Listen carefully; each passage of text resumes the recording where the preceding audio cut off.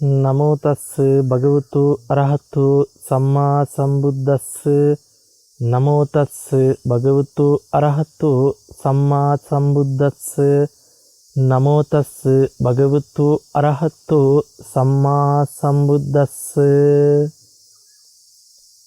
උතුම් ධර්ම අභිසමය පිණිස ධර්ම අවබෝධයට උපකාර වන විදිහට අද දවසේ ධර්ම දානමය පින්කම සිදු කිරීම උදෙසා සදැහැති බැතිබර දායකත්වය සිද්ධ කරනු ලබන්නේ පැරඩයිස් වත්ත ඇතව අවුලේ ගම යන ලිපිණියේ පදිංචි ආර්.එම්. සුනෙත්‍රා රත්නායක මහත්මිය ඇතුළු පවුලේ සියලු දෙනා විසින් හැමත ධර්ම අභිසමය මූලික අරමුණ බවට පත් කරගෙන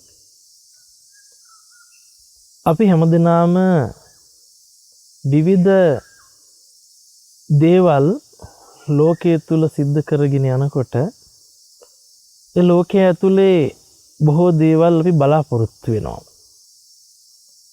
නමුත් බොහෝ දිනකට Taman ජීවත් වෙන්නේ කුමටද කියන අවබෝධය ජීවිතය තුළට ඇවිල්ලා නැහැ. Taman ජීවත් විය යුත්තේ ඇයිද කියන ප්‍රශ්නේ කායින් හරි ඇහුවොත් පැහැදිලි උත්තරයක් දෙන්න බොහෝ පිරිසකට බැරි වෙනවා. අපි හිතුවොත් දැන් ඔබෙන් අහන ප්‍රශ්නයක් විදිහට ඔබ ජීවත් වෙන්නේ ඇයිද කියලා. ඔබ ජීවත් වෙන්නේ ඇයිද කියලා ඔබෙන් ප්‍රශ්න කළාට පස්සේ ඔබට දෙන්න තියෙන උත්තරේ ඔබ හිතලා බලන්න කුමක්ද කියලා.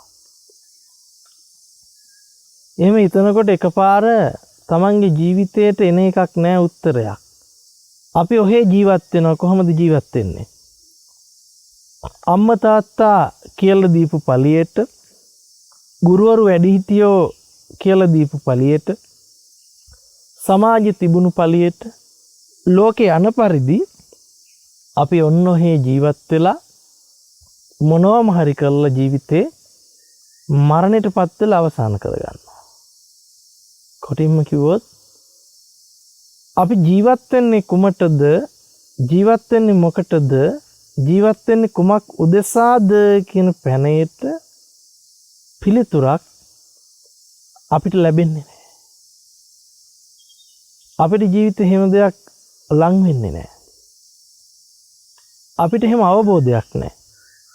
නමුත් අපිට භාග්‍යවතුන් වහන්සේගේ ධර්මයේ තුලින් අවබෝධයටපත් වෙන්නට පුළුවන්කම ලැබෙනවා. අපි ජීවත් විය යුත්තේ කුමකටද කියන එක. අපි ජීවත් විය යුත්තේ කුමකටද කියන ප්‍රශ්නයට උත්තරේ තම තමන්ට ලැබුණොත් ජීවිතය ඇතුලේ ඒ ජීවිතය ඇතුලේ ප්‍රශ්න ඉතුරු වෙන්නේ නැහැ. ඒ ජීවිතය ඇතුලේ අරගල ඉතුරු වෙන්නේ නැහැ. ඒ ජීවිතය ඇතුලේ සැනසීම උදා වෙනවා. එතකොට අපි කල්පනා කරලා ගත්තොත් ලෝකයේ තුල අපිට වර්තමානයේ වන විට විශේෂයෙන්ම ශ්‍රී ලංකා දීපේ ගත්තොත් විශාල වශයෙන් අපිට පේනවා අද වෙනකොට සමාජය තුල බොහෝම අරගලකාරී තත්ත්වයන්, කලහකාරී තත්ත්වයන් නිර්මාණය වෙලා තියෙනවා. නමුත් අපි කියනවා අපි සිංහල බෞද්ධයෝ කියලා. බහුතරයක් මේ රටේ ජීවත් වෙන්නේ සිංහල බෞද්ධයෝ කියලා. සිංහල බෞද්ධයෙක් බවට පත්වෙන්නට නිකම් පුළුවන්කමක් නැහැ. අපි සිංහල බෞද්ධයෝ ජීවත් වෙනවා කියලා කියන්නේ උපැන්න සහතිකයේ තියෙන නිසා වෙන්න පුළුවන්. නමුත් නියම සිංහල බෞද්ධයෙක් බවට පත්වෙන්න නම් බෞද්ධයෙක් බවට පත්වෙන්න නම් කොටින්ම කිව්වොත්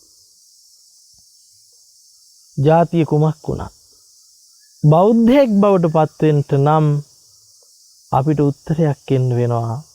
පැහැදිලි උත්තරයක්. අපි ජීවත් වෙන්නේ කුමටද කියලා. අපි ජීවත් විය යුත්තේ කුමටද කියලා.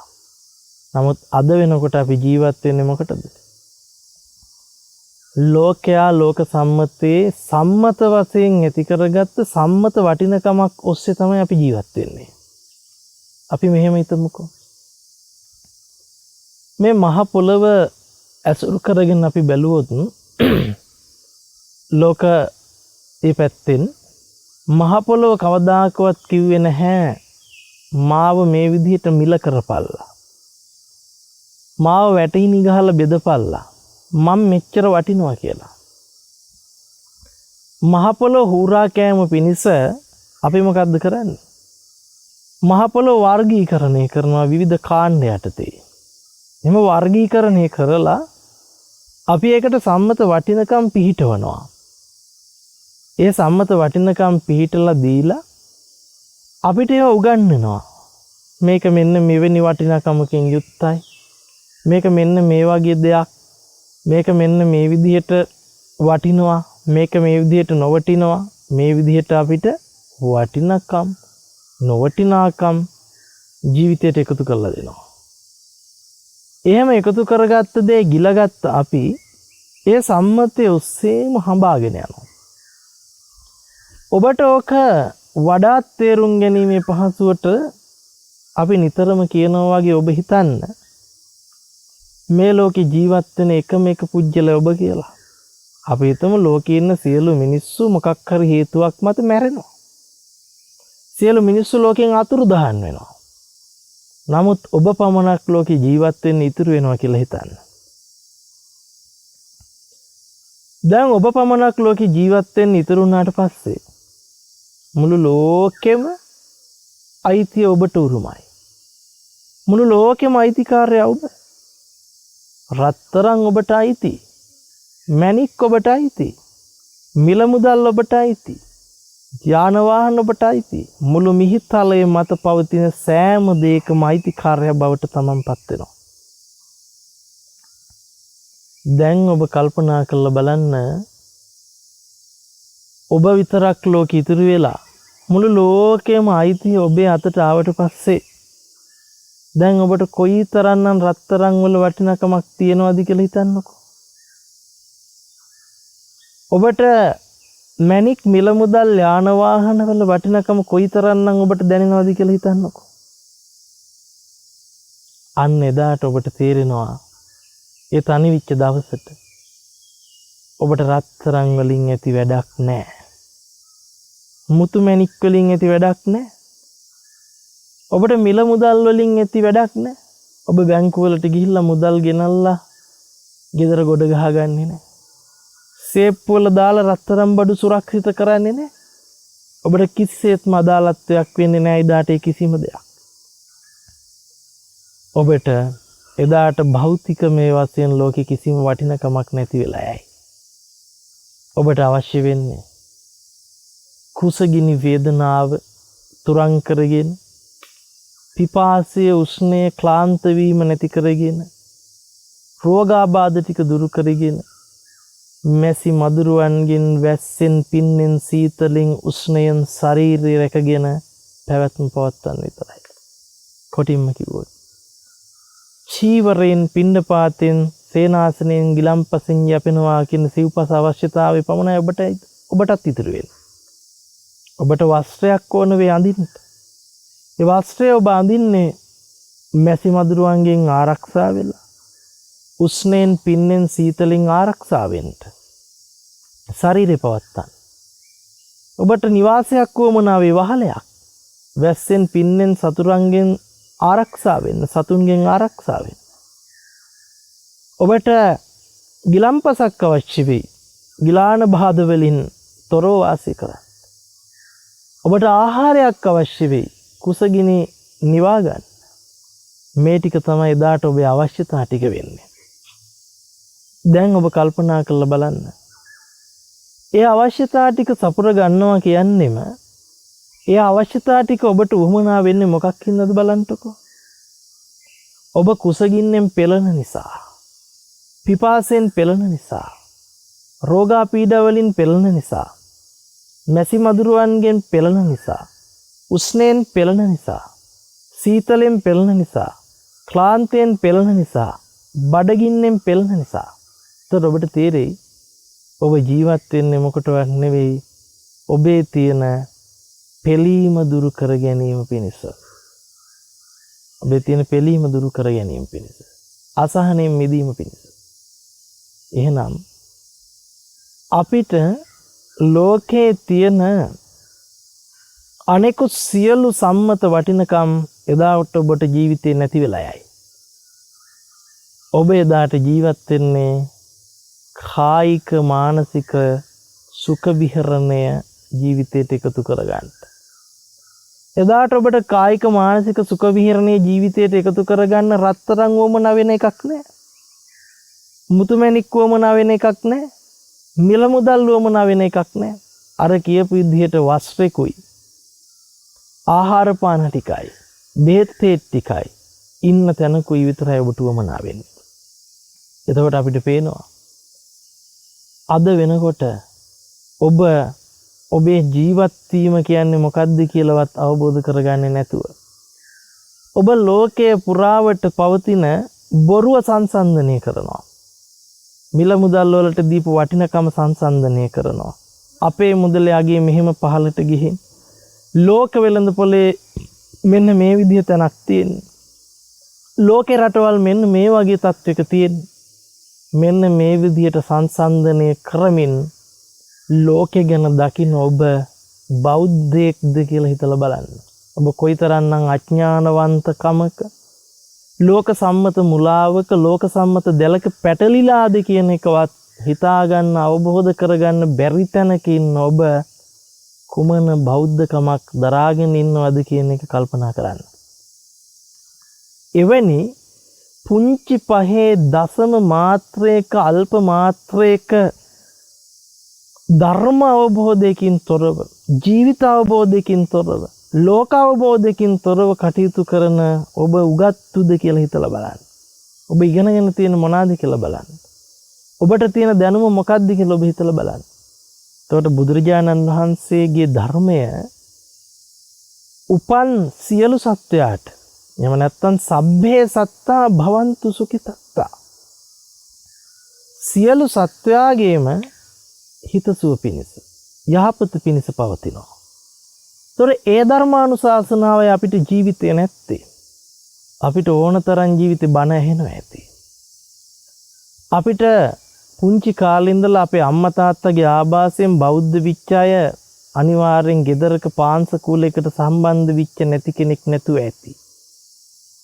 පිරිතකට සම්බන්ධ නොවුණු කෙනෙක් නැතුව ඇති. ධර්ම දේශනාවකට සම්බන්ධ නොවුණු කෙනෙක් නැතුව ඇති. නමුත් මේ ටික ජීවිතේ කරන්නේ ඔබ නිකන් කරනවට ඔහේ මිසක ජීවිත අවබෝධයකින් නෙවෙයි. ඒ නිසා බුදුදහම කියලා කියන්නේ නිකම්ම නිකන් රූකඩයක් විදිහට අපිට පාවිච්චි කරන්න තියෙන නිකම්ම නිකන් ඔහේ අදහන්න තියෙන දෙයක් නෙවෙයි.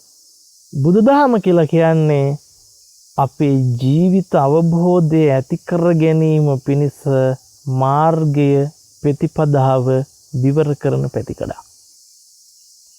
අන්න ඒක පැත්තක තියපු අපි ඒ පිළිබඳව අනවබෝධය නැති අපි ජීවිතය ගැන දැක්මක් නැති අපි මොකද්ද කරන්නේ?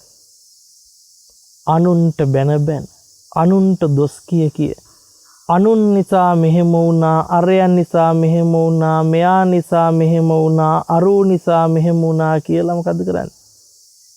ද්වේෂය, පලිගැනීම, ඉරිසියාව, ක්‍රෝධය, වෛරය කියන ටික පෝෂණය කරනවා.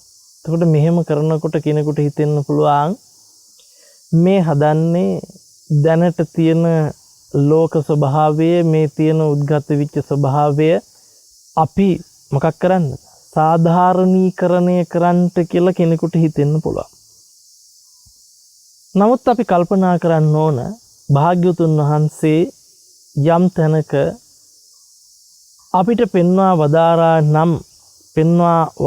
නම් මෙන්න මේ විදිහටයි රාජ්‍ය පාලන ක්‍රමයක් සකස් වෙන්න ඕන. මෙන්න මේ විදිහටයි පාලකයෝ කටයුතු කරන්න ඕන. දස රාජ ධර්මයට අනුව කටයුතු කරන්න ඕනේ කියලා කරුණු 10ක් පෙන්වලා දෙන්න. නමුත් ඒ සියල්ල බෞද්ධ විච්ච රටක බෞද්ධය වශයෙන් අපෙන් අතුරුදහන් වෙලා තියෙනවා නම් බුදුදහම සුරක්ෂිත කිරීමත් ඒ සුරක්ෂිත කරපු ධර්මයේ මතු පරපුරට දායාද කිරීමත් කියනකොටම කෙනෙකුගේ ඔළුවට එන්න පුළුවන් අනේ මේක බුදුදහම විතරක් නෙවෙයි, මේක ඕනම කෙනෙකුට කැමැති ලබ්ධියක් අදාහ ගන්න පුළුවන් කියලා. නමුත් කැමැති මිත්‍යා දෘෂ්ටියක් තුල ඕන කෙනෙකුට බැහැගෙන ඉන්න පුළුවන්. නමුත් බුදුදහම කියලා කියන්නේ ආගමක් විදිහට යම් තැනක ද්වේෂේ වපුරන විදිහට හෝ පරිගැනීම ඉරිසියාව ක්‍රෝධේ වපුරන විදිහට හෝ පෝෂණය වෙන්න තියෙන දෙයක් නෙවෙයි. මුලින්ම කිව්වා වගේ සබ්බේ සත්තා භවන්තු සුඛිතත්තා. සියලු සත්වයන්ගේ සුඛ විහරණය යහපත පිණිස තම තමන්ට ජීවිතය ඇත්ත අවබෝධ කර ගැනීම පිණිස. ඒකට තමන් ඉන්න ජාතිය හෝ ආගම හෝ කුලය අදාළ කරන්නේ නැහැ. අපි බලන්න ඕන ලෝකේ ඇත්ත මොකද්ද ජීවිතය ඇත්ත මොකද්ද කියන එක. අන්නේ පණිවිඩයේ ජීවිතයට ආවනම් අපි අන්නේ ඇත්ත වෙනුවෙන් පාලන තන්ත්‍රය හදා ගන්නවා. අපි අන්නේ ඇත්ත වෙනුවෙන් ජීවිතේ පවත්වනවා. නමුත් ඒ ඇත්ත අපෙන් ගිලිහිලා ඒ දේ අපෙන් නැති වෙලා අපිට මොකද්ද වෙලා තියෙන්නේ? ඒ නැති වුණු ඒ ගිලිහුණු ධර්ම අවබෝධය තුල ඉඳලා ධර්ම අනවබෝධය තුල ඉඳලා කටයුතු කරන බවක් පේන්නට දකින්නට තිබෙනවා. අපි මෙහෙම කල්පනා කරමු එහෙමනම්. ඔබට මුලින් කිව්වා වගේ ඔබ ඇත්තටම කල්පනා කරන්න ඔබ ලෝකේ තනියෙන්ම තනි වුණාට පස්සේ ලෝකේ හැමෝම නැති වුණාට පස්සේ ඔබ විතරක් ලෝකෙ ඉතිරි වුණාට පස්සේ ඔබට දැනෙන දේ පිළිබඳව අන්න එදාට කිසිම කෙනෙක්ගේ දෘෂ්ටියකින් තොරව මතවාදයකින් තොරව සම්මතයකින් තොරව පනව ගැනීමකින් තොරව වටිනාකමකින් තොරව නොවටිනාකමකින් තොරව ඔබට ලෝකයේ ඇත්ත පේන්න පටන් ගන්නවා. එදාට ඔබට ලෝකේ වටිනවා කියන කිසි දෙයක් වටින්නේ නැතුව යනවා. ලෝකේ නොවටිනවා කියන කිසිම දෙයකට බැහැ ගන්න විදිහක් නැහැ. වටිනකම් නොවටිනාකම් සාපේක්ෂව පනවපු දේවල් බව තේරෙන්න පටන් ගන්නවා. අන්න එදාට ඔබට තියෙන අවශ්‍යතා ටික සීමිතයි. ඒ අවශ්‍යතා ටික තුලයි ඔබ ජීවිතේ පවත්වන්නේ. දැන් ඔබ ඒ පවත්වන අතරතුර කල්පනා කරනවා මේ පැවැත්ම කියන එකත් කොයිතරම්නම් බොරුවක්දයි. පිපාසය එනවා ඉවරයක් නැහැ, බොනවා ඉවරයක් නැහැ. බඩගින්න එනවා ඉවරයක් නැහැ, කනවා ඉවරයක් නැහැ. නිදිමත ක්ලාන්ති රෝගාබාධ එනවා ඉවරයක් නැහැ. ඒකට බෙහෙත් දෙනවා ඉවරෙකුත් නැහැ. කෙරවලක් නැහැ. එහෙනම් අපිට පේන්න පටන් ගන්නවා කරලා ඉවර කරන්නට බැරි දෙයකට අත ගහලා ඉන්නවා. බලන්නකෝ. ඔබට ජීවිතේ මොනවම හරි විඳලා ඉවර කරලා දැන් ඇති කියලා නතර වෙලා නැහැනේ. තවම මොනව හරි විඳින්න ජීවිතේ ඉතර වෙලා. අපි හිතමුකෝ. අර ලෝකේ තියෙන සියලු වටිනකම් අතහැරිලා ඔබ තනියෙන් ඉතුරු වෙච්ච දවසට ඔබට වස්ත්‍රයේ අවශ්‍යතාවයත් ආහාරයේ අවශ්‍යතාවයත් ඖෂධවල අවශ්‍යතාවයත් හිසට වහලක අවශ්‍යතාවයක් දැනිලා ඒ ටික ඔස්සේ ඔබ කටයුතු කරගෙන ජීවිතේ යනකොට ඔබට තේරෙන්න පටන් ගන්නවා මෙන්න මේ ජීවිතය කියලා කියන්නේ සම්පූර්ණයෙන්ම විඳීම විදිහට විඳවීම කියන එක ගෙනල්ලා දීලා තියෙන එකක්. අපි එහෙමනම් මෙන්න මේ ජීවිතය අවබෝධ කරගන්න ඕන. මොකද්ද මේ ජීවිතය කියලා කියන්නේ? මොකද්ද මේ පුජ්‍යලයා කියලා කියන්නේ? මොකද්ද සත්‍යයා කියලා කියන්නේ? මොකද්ද පැවැත්ම කියලා කියන්නේ කියන ටික අවබෝධ කරගන්න ඕනේ කියන තැනකට එනවා. එතනට එන්න නම් ඔබට තේරෙන්න ඕන මේ ලෝක සම්මතයේ තියෙන වටිනකම් නොවටිනාකම් සියල්ල පනවපු බොරුවක් කියලා. නමුත් ඔබට වෙලා තියෙන මොකද්ද? ඒ පනවපු බොරුව ඇත්තක් කරගෙන ඒ සාපේක්ෂ භවට අහු වෙලා අරහෙ මෙහෙමයි අරුම් මෙහෙමයි අපි මෙහෙමයි කියලා මොකද්ද කරන්නේ? අර ලෝකේ යන මුලා දෘෂ්ටිය ඇතුලේ අපි හඹාගෙන යනවා කෙරවලක් නැහැ. ගැලවීමක් නැහැ. ගැලවෙන මගක් නැහැ. එතකොට එහෙම ගැලවෙන මගක් නැතුව ගැලවෙන්න පාරක් නැතුව ඔහේ ඉබාගාතේ පිස්සු බල්ලෝ වගේ දුවන සංස්කෘතියක් ඇතුලේ බෞද්ධකමක් පෝෂණය වෙන්නේ නැහැ. ධර්ම මාර්ගයක් සුරක්ෂිත වෙන්නේ නැහැ. බුදුදහමක් සුරක්ෂිත වෙන්නේ නැහැ. බුදුදහම නගා සිට වෙන්නේ නැහැ. එතකොට එතන අපිට යහපත් පාලන ක්‍රමයක් ධර්මයේ මූලික කරගත්ත පාලන ක්‍රමයක් ලැබෙන්නේ නැහැ. එතකොට ධර්මයේ මූලික කරගත්ත පාලන ක්‍රමයක් යටතේ වර්ගවාදකම් නැහැ. හංවඩු ගැසීම් නැහැ. ભેද බින්නකම් නැහැ. ඒක ඇතුළේ බොහෝම නිහතමානීව Taman ජීවත් විය යුත්තේ කුමටද කියන අවබෝධයෙන් යුක්තව ජීවත් වෙනවා. එයා මොකටද ජීවත් වෙන්නේ? ලබාගත යුතුම නිසා. ඇයි? පෙළෙන නිසා, අසහනකාරී නිසා අර අපි පෙන්නපු වස්ත්‍ර ටික, ආහාර ටික, ඖෂධ ටික ඉන්න තැනක් මැසි මදුරුවන්ගෙන් උස්නෙන් සීතලෙන් පින්නෙන් ආරක්ෂාව ඇතුව වාසය කරගෙන ජීවිත පැවැත්ම පවත්වන ගමන් එයා හොයන්න පටන් ගන්නවා මේ පැවැත්මේ ඇති තේරුම මොකද්ද? අන්නේ පැවැත්මේ ඇති තේරුම මොකද්ද කියලා ගවේෂණය කරන්න හිත් පහළ වෙන තැනින් තමයි යම් කිසි කෙනෙක් ධර්ම මාර්ගයට අනුගත වෙන්නේ. ඒ තාක්කල් ඔහු ධර්ම මාර්ගය තුල නෙවෙයි ගමන් කරන්නේ. ඔහු ගමන් කරන්නේ අන්තවාදී දෘෂ්ටියක් ඇතුලේ. එහෙමනම් මේ සියලු දෘෂ්ටීන්ගේ ප්‍රහීනය පිණිසයි බුදුදහම තුල මඟ විවර කරන්නේ. බුදුදහම තුල මාර්ගය පෙන්වව දාරන්නේ. අන්නේ මාර්ගය ප්‍රතිපදාවට එන්න නම් කෙනෙකුට මුලින්ම තේරෙන්න ඕන මේ ලෝකේ තියෙන වටිනකම බිඳුවට වැටෙන්න ඕන. ඒ වටිනකම බිඳුවට වැටෙන වට්ටලා Tamanට ජීවිතේ තේරුම් ගන්න පුළුවන් නුවණ තියෙන්න ඕන. ඒ නුවණ මදිකම නිසා තමයි අපි අද දවසේදී මෙවැනි මහා භයානක තත්ත්වවලට පත් වෙලා තියෙන්නේ.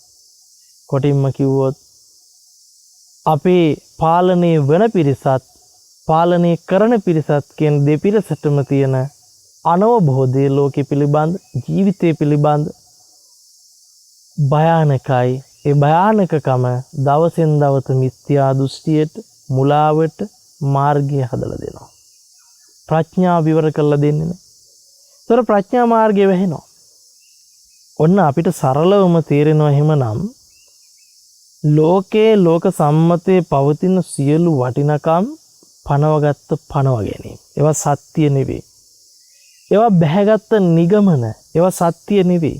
ඒවා බැහැගත්ත දෘෂ්ටි. ඒවා සත්‍ය නෙවෙයි. එහෙනම් සත්‍ය කියලා කියන්නේ මොකද්ද? සත්‍ය කියලා කියන්නේ ඒ පනවගත් සියලු වටිනාකම් බැහැර කරගෙන තමන්ගේ ජීවිත පැවැත්මට ඇවිල්ලා මේ පැවැත්ම පවත්වන්නේ මොකටද? මේ පැවැත්ම තුළ පවතින දේ මොකද්ද කියලා ගවේෂණාත්මකව හොයන්න යොමු වෙන තැනට නුවණ පහළ කරගන්නවා නම් අන්න ඒක තමයි ධර්ම මාර්ගයටපත් වෙන්න තියෙන එකම නුවණ. එතනින් තමයි පටන් ගන්න. අපි දැන් මෙහෙම බලමුකෝ. තමා දිහා බලන්න නුවණින්. තමා දිහා තමන් නුවණින් බලනකොට තමන්ට දැනෙන්න ගනි මේ තමන් කියන්නේ කවුද කියලා. තමන් විදියට තමන්ට සරලව මොකද්ද හම්බෙන්නේ කියලා බලන්නකෝ. අපි කියනවා අපිට පරිබාහිරින් කෙස් ටික පේනවා. නියපොතු ටික පේනවා. දත් ටික පේනවා. හම පේනවා. මේ ටිකනේ පේන්නේ. කේසා ලෝමා නකා දන්තා තචෝ. කෙස්, ලොම්, නියපොතු, දත්, හම. මෙන්න මේ ටික පේනවා. දැන් අපි කල්පනා කරලා බලමු කෙස් තමන් විදිහට අරගත්තොත් තමන්ගේ කෙස් කියලා තමන් හිතන් ඉන්නවනේ. තමන්ගේ නියපොතු, තමන්ගේ දත්, තමන්ගේ හමින් වෙහිච්ච මේ තමන් ඉන්නේ. නේද? මේ ඉන්නේ මම. දැන් ඔය මම ඉන්නේ කියලා ඔබට තියෙන්නේ මනෝ විකාරයක් නේ. කියන්නේ මානසිකව අපි දරාගත්ත දෘෂ්ටියක්. මානසිකව මේ මම කියලා ගොඩනගාගත්ත නිගමනයක්. ඒ නිගමනය තුල බැහැගෙන ඉන්නවා. නමුත් කෙස් කිව්වේ නෑනේ මම අහවලා කියලානේ. මම රම්මැනික, මම රම්බණ්ඩා, මම අහවලා මෙහෙමයි කියලා කිව්වේ නෑනේ. ලොම් ටික එහෙම කිව්වේ නෑනේ. නියපොතු එහෙම කිව්වෙත් නෑ, දත් එහෙම කිව්වෙත් නෑ, හම එහෙම කිව්වෙත් නෑ. අහවලා කියන හඳුනා ගැනීම අර්ථකථනය දුන්නේ නෑ. එතකොට බලන්නකෝ ඒක තමන් විසින් මානසිකව තමන් කියලා පනවාගත්තා වූ දෘෂ්ටි නිගමනයක්. නේ? ඒක මතවාදයක්. මේ මම මේ මම හොඳට හිතලා බලන්න මේ මම කියලා තියෙන්නේ මොකද්ද? හිතන බවක්ද නැද්ද? හිතන බව. ඒතර මේ මම කියලා හිතන බව ඇතුලේ මොකද්ද තියෙන්නේ? ඒ මේ මම කියලා හිතන බව තුල මට මේව ලැබෙන්න ඕන. මට අරව ලැබෙන්න ඕන. මම මෙහෙම වෙන්න ඕන. මට මෙන්න මේ විදිහේ වටිනකම් ලැබෙන්න ඕන. මට මෙහෙම වටිනා දේවල් තියෙන්න ඕන. අන්න එතනට අපිපත් වෙනවද නැද්ද?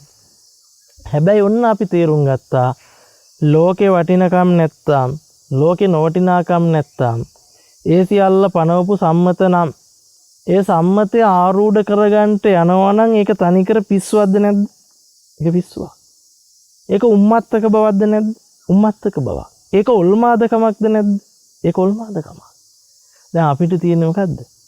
ඇත්ත ගවේෂණය කරන්න තියෙන තැන පැත්තක තියලා ඇත්ත හොයන්න තියෙන එක පැත්තක තියලා අපි මොකද්ද කරන්නේ? පිස්සු බල්ලෝ වගේ මෝඩ අඥානවන්තකම හිත තුල දරාගෙන මොකද්ද?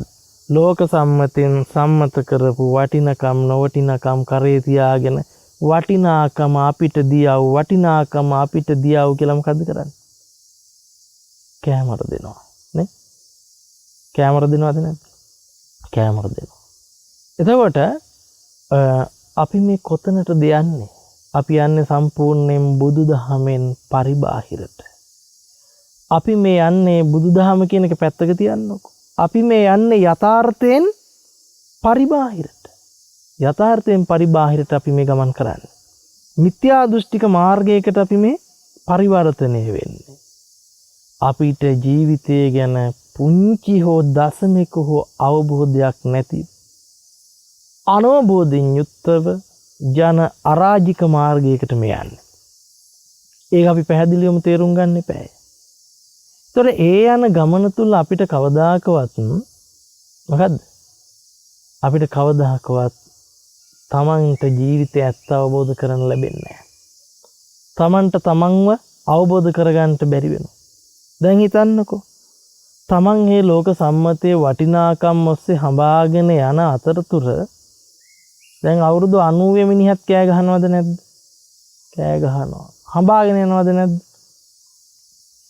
එතකොට මේ අතරතුර කොතන හරි හඹාගෙන යද්දි මැරෙන්නේ නැද්ද? මැරෙනවා.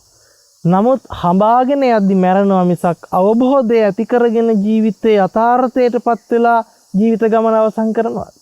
එහෙම එකක් නැහැ. අපි ඉපදුනේ මොකටද? ජීවත් වෙන්නේ මොකටද කියන කිසිම අවබෝධයක් නැහැ. දැක්මක් නැහැ. දැක්මක් නැතුව මොකද්ද කරන්නේ? නූල කැඩිච්ච සරුංගලිය වගේ ඔහේ වැනෙන අතකට වැනි ගිහිල්ලා කොතන හරි අකුලක පැටලෙනවා. මේක තමයි අපිට ජීවිතයේ විදිහට අද වෙනකොට ඉතුරු වෙලා තියෙන්නේ. එහෙනම් ඔන්න ඒ ඉබාගාත යන දැක්මෙන් මිදිලා නේද? පැහැදිලි දැක්මක් තමන්ගේ ජීවිතයට ඇති කරගන්නටයි අපිට වමනා කරන්නේ. පැහැදිලි දැක්මක් ජීවිතේ ඇති වෙලා ජීවිතයට සැනසෙල්ල උදා වෙනවා නම් ඒකට තමයි අපි ධර්මය කියලා කියන්නේ. නේද? අපිට ඊර්ෂ්‍යාවෙන් තොර, ක්‍රෝධයෙන් තොර, පලිගැනීමෙන් තොර, වෛරයෙන් තොර කායික සහ මානසික සුඛ විහරණයක් අත් වෙනවා නම් අන්න එතන ධර්ම මාර්ගයක් තියෙනවා. අපි බලාපොරොත්තු වෙන්නේත් ඒකද නැද්ද? අපි බලාපොරොත්තු වෙන්නේ මේ සුඛ විහරණය. එතකොට මම මෙතනදී කිව්වා තමන්ට තමන්ව හඳුනා ගන්න ඕනි කියලා මුලින්ම. ඒතර තමන්ට තමන්ව හඳුනා ගන්නකොට අපි වෙන් කළා මොකද්ද? කෙස්ලොම් නියදත් සම් විදිහට. දැන් කෙස් කියන්නේ මම අහවල් කෙනා කියලා. ලොම් කියන්නේත් නැහැ. නිය කියන්නේත් නැහැ. දත් කියන්නේත් නැහැ. හම කියන්නේත් නැහැ. නමුත් මම අහවලාය කියලා නම් කර ගැනීම කරන්නේ කොහෙන්ද? සිතින් කරගන්න මානසික මට්ටමේ. ඒ කරගෙන මොකද්ද කරන්නේ? අහවලා මගේ කෙනා. අහවලා අනුන්ගේ කෙනා. අහවලා අර විදිහේ කෙනා. මම මෙහෙම කෙනෙක්. දැන් මොකද කරන්නේ? අර ලෝක සම්මතයෙන් දුන්නනේ වටිනකම්නේ. අරයා උසස්, මෙයා පහත්, මෙහෙම තිබ්බොත් මෙයා තමයි ධනවතා, මෙයා තමයි දුප්පතා, මෙයා තමයි කුලවන්තයා, මෙයා තමයි කුලහීනයා කියලා දීපු දෘෂ්ටිය මොකද්ද කරන්නේ? තවර ගන්නවා. ඒ තවරලා බලනවා අර ඉන්නේ කුලවන්තයෙක්. මේ ඉන්නේ පහත් කුලයකෙක්. මේ ඉන්නේ දානපතියෙක්, මේ ඉන්නේ හිඟන්නෙක්. ඒතර මේ සියල්ල දුන්නේ ඇත්තටමද සම්මත කළාද? මේක ලෝක සම්මතෙන් දුන්නේ. එහෙම දීපු වර්ගවාදීකම ජීවිතේ ඇත්ත කරගෙන මොකද්ද කරන්නේ? දුවනවා, බුරනවා, කෑ ගහනවා, පෙළනවා නේ. එතනින් එහාට අපිට අර මොකද්ද කරන්නේ? ලෝකෙන් දීපු වටිනකම තුල මානසික හීන භාවයටපත් වෙලා නේ. නොවටිනාකම තුල පල්ලෙහාට බහැලා අනේ මම මෙහෙම කෙනෙක් නේ, අනේ මට අර වටිනකම ජීවිතේට එකතු කරගන්න ඇත්තන් කියලා දුවන ගමනේ කෙරවලක් තියෙනවා. ඒකේ සැනසීමක් තියනවාද? කොච්චර ලැබුණත් ඒකේ ඇති බවක් තියනවාද? ඉතින් මේ විඳලා හොරකම් කරලා පැහැරගෙන මංකොල්ල කාලා ඇති වුණා නම් මෙලහකටත් දැන් ඇති වෙලා අතහැරලා තියෙනවද නැද්ද? තාම අතහැරලා. ඒක කවුරුත් අතහරින්නේ නැහැ. ඒ අනවබෝධය තුල ඒක අතහරින්නේ නැහැ. දැන් හිතන්නකො පිස්සු බල්ලෙක් හපා කන එක නතර කරනවද? නෑනේ. ඌ පිස්සුව තියනකම් හපනවද නැද්ද? හපනවා. අන්න ඒ වගේ තමයි ප්‍රඥාව මොට ඇත්තෝ අඥානවන්තයෝ ප්‍රඥාව පහළ වෙනකම් ඔය දිවිල්ල නතර කරන්නේ නැහැ. ඔය මුලා සහගත ගමන නතර කරන්නේ නැහැ. ඒකෙන් ගැලවෙන්න පාරක් මාර්ගයක් ඒ ඇත්තන්ට එළි වෙන්නේ නැහැ. ඔන්න එහෙමනම් අපි තමන්ව අවබෝධ කරගන්නකොට අපිට පැහැදිලි වුණා තමා කියන අනුවර්තනයේ මිසක තමන් කියලා මානසිකව ගොඩනගාගත්ත දෘෂ්ටිය මිසක තමන් වෙන කිසිවක් පෙන්වන්නට බෑ. ඒතකොට කෙස් ගහ තමන් කියලා පෙන්වන්න කෙස් ගහ ඇතුලේ ඉන්නවද රම්මැනිකා? රම්මැනිකාගේ කෙස් කියනවා. රම්මැනිකා එළියට ගන්න පුළුවන්ද කෙස් ගහේ? බෑනේ. නේ? තමන් මොකක් කරේ නමක් තමන්ගේ නම බලන්නකො තමාව එළියට ගන්න පුළුවන්ද කියලා කොතනින් හරි ගන්න පුළුවන්. බෑ. තමන් විදිහට ගොඩනගාගත්ත මානසික දෘෂ්ටියක් මානසික ප්‍රශ්නයක් විතරයි ඉතුරු වෙලා තියෙනනේ. ඒ මානසික දෘෂ්ටිය ඇතුලේ මානසික ප්‍රශ්නය ඇතුලේ හිර වෙලා කොටු වෙලා පැටලිලා ඉන්නවා මිසක් එතනින් එහාට අපි උත්තරයක් හොයන්නේ නැහැ. එතනින් එහාට අපි යථාර්ථයක් හොයන්නේ නැහැ. එතනින් එහාට අපි අවබෝධයක් හොයන්නේ නැහැ. ඔන්න අපිට පැහැදිලි වෙනවා එතකොට කෙස් තුල මම නැහැ. ලොම් තුල මම නැහැ. නිය තුල මම නැහැ. දත් තුල මම නැහැ. එතකොට මේ මාව පෝෂණය කරන්න ඕනි, මට මෙහෙම වෙන්න ඕනි, මගේ අම්මට මෙහෙම වෙන්න ඕන, මගේ රටවැසියට මෙහෙම වෙන්න ඕනේ, අහවලාට මෙහෙම වෙන්න ඕනි කියලා අපි මොකද්ද කරන්නේ?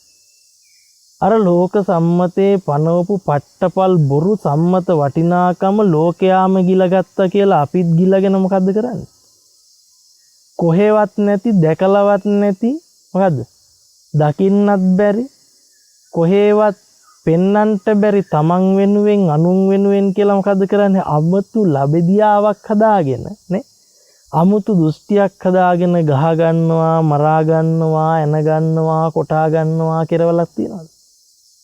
කෙරවලක්. අන්තිමට බැලුවම තමන් කියලා පෝෂණය කරලා තියෙන මහා ලොකු කෙලෙස් කන්දක් විතරයි. මහා ලොකු දෘෂ්ටිවාදයක් විතරයි. ඕක තමයි ජීවත් වෙනවා කියලා කරගෙන යන්නේ. ඕන් ජීවිත අවබෝධය දිහා බැලුවම පේනවා අපිට කොයිතරම් අවබෝධයිද කියලා නේද? ඒ අවබෝධය මොකද්ද? ඒ අවබෝධය බොහෝම භයානක අවබෝධයක්ද නැද්ද? බොහොම භයානක අවබෝධයක්. ඒ අවබෝධය ඇතුලේ තර්ක කරනවානේ, කිරවලක් නැහැනේ. අපිට මෙහෙම වෙන්න ඕන, අපිට මේ විදිහට ලැබෙන්න ඕනනේ. අර එහෙනම් අර විදිහට ලැබුණේ අපිට මෙන්න මෙහෙම තියෙන්න ඕනනේ. ඔන්න තර්ක. දැන් තම තමන් අවබෝධයෙන් හැදෙන්න ගත්තොත් එකිනෙකා මොකක් වෙනවද? අවබෝධයෙන් තම තම හැදෙනොත් මොකද වෙන්නේ? අනවබෝධය අතුරුදහන් වෙනවා. අනවබෝධය අතුරුදහන් වෙච්ච දවසක තමාගේ පාලකයා තමාම බවට පත් වෙනවානේ. තමාගේ තීරකයා තමාම බවට පත් වෙනවා. තමන් ජීවත් වෙන්නේ මොකටද කියන අවබෝධය තමන්ට ජීවිතේ ලැබෙනවානේ. එතකොට නැති වටිනකම් ජීවිතයට ආරූඪ කරගන්නට එච්චර උත්සාහවන්ත වෙන්නේ නැහැ. එයා ලෝක සම්මතයේ ගිල ගන්න උත්සාහවන්ත වෙන්නේ නැහැ. එයා සම්මතයෙන් එහාට අවබෝධයටපත් වෙච්ච කෙනෙක් බවට පත් වෙනවා. ඒක තමයි උත්තරීතර භව කියලා කියන්නේ. ඒක තමයි සැබෑම නිවීම කියලා කියන්නේ. ඒක තමයි සැබෑම සැනසීම කියලා කියන්නේ. ඒක තමයි ධර්ම මාර්ගයට අනුගත වීම කියලා කියන්නේ. ලෝකයේ තියෙන දෘෂ්ටි ගොඩ බැහැර කරමින් ඒකේ බොරුව දකිමින් විචක්ෂණශීලීව විචාරශීලීව තමන්ව තමාට අවබෝධ කර ගැනීම පිණිස උත්සාහවන්ත වෙනවා නේද? තමා පිළිබඳ තමාට අවබෝධයක් නැතිව ලෝකෙ පිළිබඳ තමාට අවබෝධයක් නැතිව තමා පිළිබඳ අනවබෝධයෙන් ලෝකෙ පිළිබඳ අනවබෝධයෙන් කැමර දුන්නට බිරිහන් දුන්නට ජීවිතයට යහපතක් වෙනවද? ඇත්ත අවබෝධ වෙනවද? ඇත්ත පිළිබඳ දැනෙනවද? දැනෙන්නේ නැහැ, තේරෙන්නේ නැහැ නේ. එතකොට ඇත්තටම ගත්තොත් අපි මේ ලංකාදීපේ මහ පොළොව ගත්තොත් නේ අද වෙනකොට ඕනම කෙනෙකුට තමන්ට ඔය කියපු අවශ්‍යතා ටිකෙන් යැපිලා ජීවත් වෙන්න පුළුවන් මානසික මට්ටම හදාගෙන අවබෝධයෙන් යුක්තව ගත කරන්නට කායික මානසික සුඛ විහරණය ලබන්නට පුළුවන්කම ඕනා තරම් තියනවද නැද්ද? ඕනාවටත් එහා ඒ අවස්ථාව තියෙනවා. නමුත් මොකද්ද කරන්නේ? එව්ව අපිට වැඩක් නෑ. අපිට ඕන මොකද්ද? අර බොරුවමයි අපිට ඕන. බොරුව පෝෂණය කරන්නටයි අපිට ඕන. ඔය තමන් ගැන අවබෝධ කරගෙන සිහි විකල් කරගෙන නේ වෙන්න බෑ කියලානේ අපි කියන්නේ. එහෙමනේ කියන්නේ. දැන් අපි හිතාගෙන ඉන්නේ අපි බොහෝ දෙනෙක් අද වෙනකොට ලෝක සම්මතයේ හිතාගෙන ඉන්නවා මේ බුද්ධ ශාසනය කියලා කියන්නේ කන්න නැති මිනිස්සු මොකද්ද? කන්න හදාගත්ත ක්‍රමවේදයක් කියලා. ඉතින් වර්තමානයේ අපිට ඇහෙනවා. නේ? කන්න නැති මිනිස්සු නිකං කන්න හදාගත්ත ක්‍රමවේදයක් තමයි ඕක. ඕක මිත්‍යා දෘෂ්ටියක් කියලා කියනවා නේ. එතකොට ඒ කියන ඇත්තෝ ඉන්නව ඇත්තේ පුදුමතරම් සම්‍යක් දෘෂ්ටියක නේද? ඒ තරම් සම්‍යක් දෘෂ්ටියක. ඒ තරම් ලෝක අවබෝධයක. ඒ තරම් තමන් පිළිබඳව දැක්මක. ඒ තරම් තමන් පිළිබඳව අවබෝධ කරගෙන නේද? දැන් හිතන්නකෝ. ඔය බෙරිහන් දීලා අපි හිතමු හැමෝටම රුපියල් වලින් මිල කළ නොහැකි මුදල් ටිකක් ලැබෙනවා. හැමෝටම දෙනවා. නේ? ප්‍රශ්න ඉවර වෙනවද? ප්‍රශ්න ඉවර කරන්න පුළුවන්. කායික සැනසීම වෙනවද? මානසික සැනසීම වෙනවද? ජීවිතය ඇත්ත අවබෝධ වෙනවද? තමන් ගැන ඇත්ත අවබෝධ වෙනවද? ලෝකේ යථාර්ථය තේරෙන්න ගන්නවද? මේ මොකක්වත් නැහැ. ඒ නිසා අර සම්මත කරපු දේ කරපින්නගෙන දුවනවා අසූචි ගොඩක් කර තියාගෙන දුවනවා වගේ නේ. අසූචි කර තියාගෙන යනකොට වැස්සකට අහුනොත් මොකද වෙන්නේ? අසූචි දිවේ මුළු ශරීරේ පුරාම වැగిරෙන්න ගන්නවනේ. එතකොට දුර්ගන්ධයද නැද්ද හමන්නේ? ඒක පිළිකුලයිද නැද්ද? අන්න ඒ වගේ නමුත් අසූචි අතාරින්න නැතුව මොකද්ද කරන්නේ? අසූචි අතාරින්න නැතුව ගඳයි කියලා කෑ ගහනවා. ගඳ නැති කරපන් කියනවා. නමුත් අසූචි මල්ල කරේ තියාගෙන. එහෙමද නැද්ද? ඕක තමයි අපිට වෙලා තියෙන්නේ. අපිට කිසිම අවබෝධයක් නැහැ. කරගහගත්ත අසූචි කඳ එහෙම්ම තියාගෙන නේ තෙමි එහෙට දුවනවා මෙහෙට දුවනවා ගඳයි කියලා කෑ ගහනවා. ගඳ නැති වෙන්න නම් මොකක් කරන්නේ? අසූචි මල්ල බිමින් තියන්න ඕන. ඒක තියනකම් ඒක වැగిරෙනකම් ගඳ එනවා. අන්න ඒ වගේ අපිට මේ අනවබෝධය තුල වැగిරෙන කෙලස් කන්දේ වේදනාව, අඳෝනාව, මුලාව තමයි අද වෙනකොට මේ පේන්න තියෙන්නේ, මේ දකින්න ලැබෙන්නේ, මේ අහන්න ලැබෙන්නේ. එහෙනම් ඔන්න අපි තෝරගත්තා තමන් විදිහට හුවා දක්ව ගන්න බව මොකද්ද? තමන් සිතින් මානසිකව හුවා දක්ව ගන්න බව. ඒ අරනකොට තමාට තමාව පෙන්වන්නවත් පුළුවන් කමක් නැහැ. තමන් විදිහට මානසිකව ගොඩනගාගත්ත මේ මුලාව පෝෂණය කරන්නද නැද්ද දඟලන්නේ? පෝෂණය කරන්න. ඔන්න එතකොට අපි බලනවා මේ සිත කියලා කියන්නේ මොකටද? සිත කියන්නේ විඥාණයට. සිතෙන් දැනගන්නවා කියන එකට අපි කියනවා මොකද්ද? විඥාන. විඥාණයෙන් දැනගන්න දෙයට අපි කියනවා නාම රූප. එච්චර ගැඹුරට යන්න ඕනේ අපි සරලව ගමුකෝ. කෙනෙකුට හිතෙන්න පුළුවන් බුදුබණ කතා කරන එක පැත්තක තියලා වෙන මොනා හරි කියනවාද කියලා. නෑ. ඒ නිසා තමයි මම විඥාන නාම රූප කියන කාරණාවම තමයි වෙන යම් ආකාරයකට සරලව යම් අවබෝධයක් ලබාගත හැකිවැනි පරිදි විග්‍රහයක් කරන්නට සම්මතයට ගැලපෙන පරිදිනේ උත්සාහවන්ත වෙන්න. එතකොට ඔන්න අපිට දැන් තේරෙනවා අපිට වැටහෙනවා අපි යන්නේ මොකක් පස්සේද? සම්පූර්ණ පට්ටපල් බොරුවක් පස්සේනේ.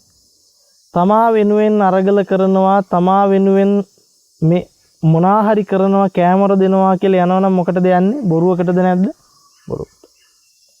එතකොට හිතෙනවා තමන්ට ඉන්න තැනක් නැති කරයි අනාගතයට ඉන්න තැනක් නැති කරයි තමන් යහපතට යොමු වුණා නම් තමන් හැදුනා නම් එහෙම වෙන්නම පුළුවන්. බෑනේ. තමන් හැදුනා නම් මොකක් වෙනවද? ව්‍යූහේ නිකම්ම සකස් වෙලා අවසාන වෙනවා. තමන්ට තමන් පිළිබඳ අවබෝධය එකිනෙකාට ලැබුණොත් බෞද්ධ කියන හැමතෙම බෞද්ධ දර්ශනය අවබෝධය ලැබුණොත් මොකක් වෙනවද? එදාට ඔය කිසිම ප්‍රශ්නයක් නැති වෙලා යයි. කිසිම ප්‍රශ්නයක් නැති වෙලා යයි. එහෙනම් උත්තර නැති ප්‍රශ්නයකට උත්තර සෙවීම මොන වගේ වැඩක්ද? ගලක් උඩ දමා බිම නොවැටේ වාක්‍යා කරන ප්‍රාර්ථනාව මොන වගේ එකක්ද? ගල් උඩ දදා ප්‍රාර්ථනා කරනවා මෝඩයෙක් මොකද්ද? උඩ දැමූ ගල බිම නොවැටේවා. ඒ කරන ප්‍රාර්ථනාවම මෝඩ ප්‍රාර්ථනාවක්ද නැද්ද? ඒක මොට්ට ප්‍රාර්ථනාවක්. අන්න ඒ වගේ තමයි අපි මොකද්ද කරන්නේ? දුක නොලැබේවා, සැප ලැබේවා, අරව ලැබේවා, මේව ලැබේවා නේ? ඒ නිසා හොඳට මතක තියාගන්න නැති දෙයක් ඇති විදිහට මොකක් කරගෙනද?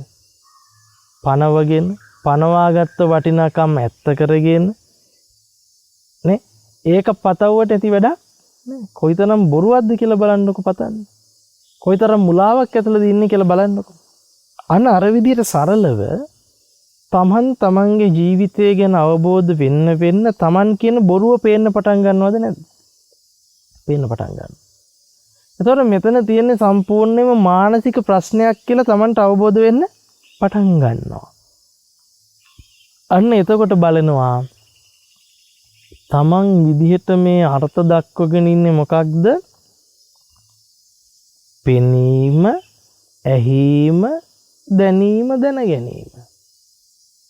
පෙනීම කවුරු කරගෙනද? තමන් කරගෙන. නේ? අපි හිතනවා මේ ඉන්නේ මම මට පේනවා. හැබැයි මේ ඉන්නේ මම කියන දේ අපි පනවගත්ත පනව ගැනීම. ඒ පනවගත්ත කෙනාට මොකක් වෙලා තියෙනවද? පේනවා, ඇහෙනවා, දැනෙනවා, දැනගන්නවා කියලා තමයි හිතන් ඉන්නේ. සරලව කිව්වොත් ඔබ හිතන්නකෝ. ඔබව පනවන්නේ කොහෙන්ද? සිතෙන්. මේ ලෝකේ හැමදේම පනවන්නේ කොහෙන්ද? සිතින්. දැන් සිතින් ඔබවත් පනවගෙන ලෝකෙත් පනවගෙන මොකද්ද කරන්නේ? මට අහවල් දේ පෙනියන් ලැබියා. නේ? මට අහවල් දේම ලැබියන් දැනියම් පෙනියන් කියලා ප්‍රාර්ථනා කරනවද නැද්ද? ප්‍රාර්ථනා කරනවා. එතන මොකද කියන්නේ? සිතින්ම තමන් පනවගෙන, සිතින්ම ලෝකේ පනවගෙන, ඒ පනවගත්ත සම්මතයක් වෙනුවෙන් මොකද කරන්නේ? කෙලස් කන්දක් පෝෂණය කරනවා. කෑ ගහනවා, විලාප දෙනවා, දුක් වෙනවා, අඬනවා, වැළපෙනවානේ. කෙරවලක් තියනවද මේක? මේ කෙරවලක් නෑ. මේක සම්පූර්ණයෙන් පනවගත්ත පනව ගැනීම. සිතේ පහළවීම නතර වෙච්ච දවසට මොකද්ද? මගේ පහළවීමත් ඉවරයි, ලෝකේ පහළවීමත් අවසానයි. සිතේ පහළවීම තියනකන් මමයි ලෝකේ අතර අරගල තියෙයි. නේ? මට ලෝකෙන් ඉෂ්ට කරගන්න දේවල් තියෙයි. නේ? මාව පෝෂණය කරගන්න තියෙයි. ලෝකේ වටිනකම් තියෙයි. ලෝකේ නොවටිනාකම් තියෙයිනේ. ඒ නිසා ඔය සිතේ ග්‍රහණයට අහු වෙලා, සිතේ මුලාවට අහු වෙලා කොයි තරම්නම් කෙලස් කන්දක් වපුරනවද කියලා බලන්න. කොයි තරම්නම් අඥානවන්තකමකට පැමිණලාද කියලා බලන්නකෝ. කොයි තරම්නම් මෝඩකමක් ජීවිතයට එකතු කරගෙනද කියලා බලන්නකෝ. නේ? ඒ නිසා බුදුදහම කියලා කියන්නේ මේ ප්‍රායෝගිකව තමන්ගේ ජීවිත අත්දැකීම පිළිබඳ විමසන්න තියෙන මගක්. නේද? එහෙම නැතුව දුන් අල්ලන්න තියෙන එකක් නෙවෙයි. අපි මොකද්ද කරන්නේ? බුදු පින්තූරයක් තියාගෙන දුම අල්ලනවා එච්චරයි. නේ? දුම අල්ලලා ප්‍රාර්ථනා කරන්නෙම වෛරය. හරියනවද? මං කියන්නේ බුද්ධ ප්‍රතිමාවට වන්දනා කරන්න එපා කියලා නෙවෙයි. චෛත්‍ය බොමලු වන්දනා කරගන්න එපා කියලා නෙවෙයි. නමුත් අනවබෝධයෙන් යුක්තව කොයිතරම් බුදුන්ට පහන තියලා මල් තියලා වැඳ වැඳ මේ කෙලෙස් කන්ද පෝෂණය කරත් ඇති වැඩක් නැහැ. නේද? දැන් අපි හිතන්නකෝ අපි බෞද්ධ වශයෙන් මොකද්ද කරන්නේ? ව්‍යාපාරික ස්ථානයක බුදු පහනක් තැන්පත් කරලානේ බුද්ධ රූපයක් තැන්පත් කරලා මල් පහන් ටිකක් තියලා ඕක වටේ දුම් අල්ලනවා බුද්ධ රූපෙටනේ. බුද්ධ රූපෙට දුම් අල්ලා වැඳ වැඳ ප්‍රාර්ථනා කරන්නේ මොකද්ද? ප්‍රාර්ථනා කරන්නේ මොකද්ද? ජීවිත අවබෝධයද? නෑනේ. මොකද්ද? ව්‍යාපාරයේ දිනෙන් දිනම දියුණු වේවා. නේ?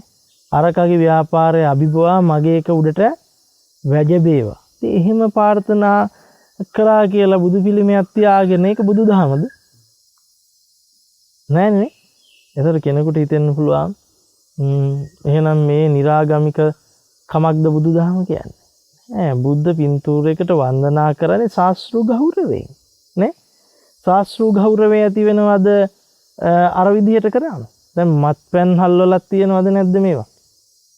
බුද්ධ රූප තියාගෙන තමන්ගේ මත්පැන් ටික වැඩි වැඩියෙන් විකිනේවා කියලා ප්‍රාර්ථනා කරන එක බුදුදහමද? නෑනේ. ඒතකොට ඒ වගේ තමයි. ඒ කියන්නේ අපි අර කරන්නම් වාලේ යමක් කරගෙන යනවා මිසක ජීවිතේ අවබෝධයක් ඇති කරගන්න බුදුදහම සරණ යනවා නෙවෙයි. නේ? ඕක තමයි වෙලා තියෙන්නේ. ඒක කරන්නම් වාලේ ඔහේ කරන්ට නේ බුදුරජාණන් වහන්සේ මාර්ගය පෙන්වන්නේ. හැම දිනම Taman කියන්නේ කවුද කියලා මුලින් අවබෝධ කරගන්න. ලෝකේ කියන්නේ කුමක්ද කියලා අවබෝධ කරගන්න. එදාට තේරෙයි අපි හැම දිනම මේ සිතේ ග්‍රහණයට අහු වෙලා. සිතේ ග්‍රහණයට අහු වෙලා. ඔබ මොහොතකට අතීතේ ඉඳලා මේ දක්වා ඔබට ජීවිතයේ තිබුණු මතකයේ පැත්තක තියලා දැන් ලෝකෙ දිහා බලන්න නිදහසේ. සියලු මතකයන් මැකුණා කියලා හිතාන මේ වෙලාවේ බලන්නකෝ. මේ වෙලාවේ පේනවා, ඇහෙනවා, දැනෙනවා. ඒ පේන, ඇහෙන, දැනෙන, දැනගන්න දේ දැනගන්නේ කොහෙන්ද? සිතින්.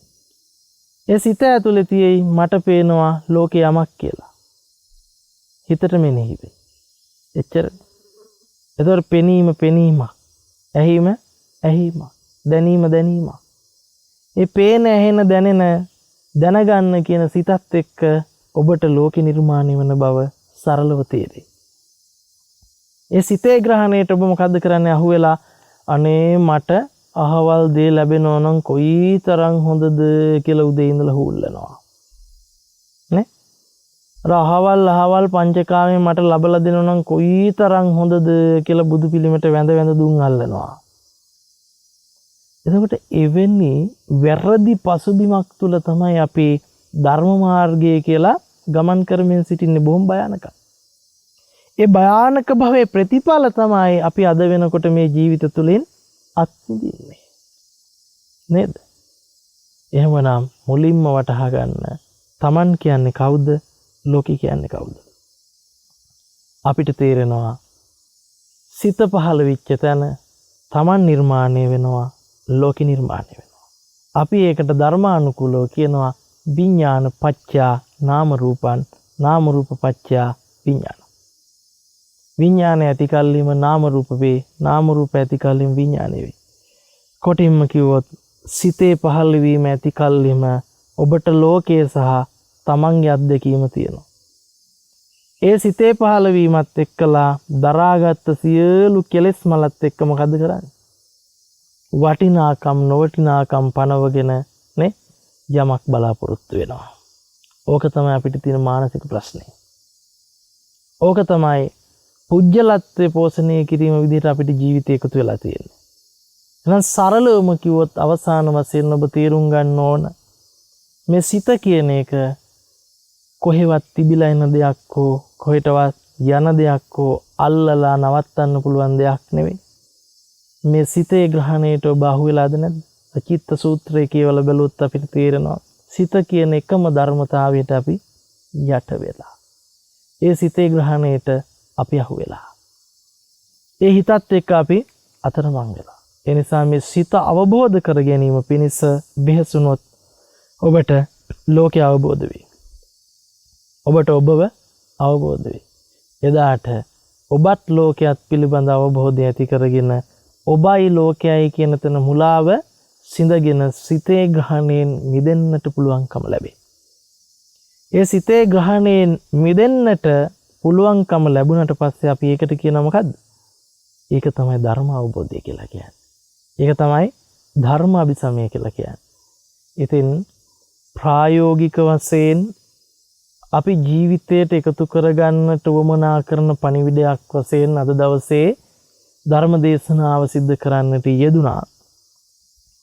ඉතින් මෙවැනි සරල දෙයක්වත් Tamanට ජීවිතයේ අවබෝධයක් නැතිනම් Taman බෞද්ධයෙක් නොවන බව, Taman අවබෝධයෙන් ගමන් කරන්නකු නොවන බව ජීවිතයට තේරුම් අරගෙන ජීවිතය සහ ලෝකය එහෙම නැත්නම් තමා සහ ලෝකය පිළිබඳ යථාර්ථයටපත් වෙන්නට පසුතලය ඔබේ ජීවිතයට ඇති කරගන්නට වාග්ය වාසනාව සැලසේවා උදා වේවා කියන ප්‍රාර්ථනාව අවසාන වශයෙන් සිදු කරනවා. විශේෂයෙන්ම අද දවසේ ධර්ම දානමේ පින්කම උදෙසා බැතිබර සදැහැති දායකත්වයේ සිදු කරනු ලැබුවේ පැරඩයිස් වත්ත ඇතෑව අවුලේ ගම යන ලිපිනේ පදිංචි ආර්.එම්. සුනේත්‍රා රත්නායක මහත්මිය ඇතුළු පවුලේ සියලු දෙනා එම හැම දෙනාටමත් උතුම් ධර්ම අභිසමය පිණිසම හේතුපකාරයක් බවටම පත්වෙත්වා. ඒ වගේම වසර 9කට පෙර මියගිය කේන් ටිකිරි බණ්ඩා ස්වාමි පුරුෂයාට ආර්.එම්. සෝමා කුමාරි හාමි මෑණියන්ට සහ සහෝදරිය වෙන ආර්.එම්.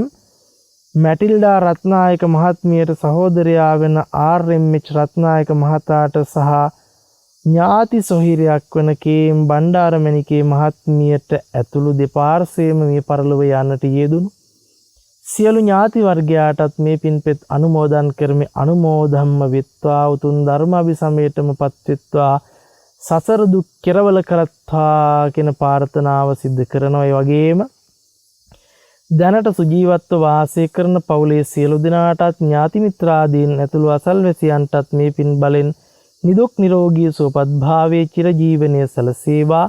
ලක්වාසී ලෝකවාසී හැම දෙනාටම උතුම් චතුරාර්ය සත්‍ය ධර්මයන් අවබෝධයේ පිණිසම හේතුපකාරක ධර්මයක් බවටම පත්වෙත්වා කියන ප්‍රාර්ථනාව සිදු කරනවා. හැම දෙනාටම තෙරුවන් සරණයි. යහපතක්ම වේවා. මෝහක්ඛයෝ නිබ්බානං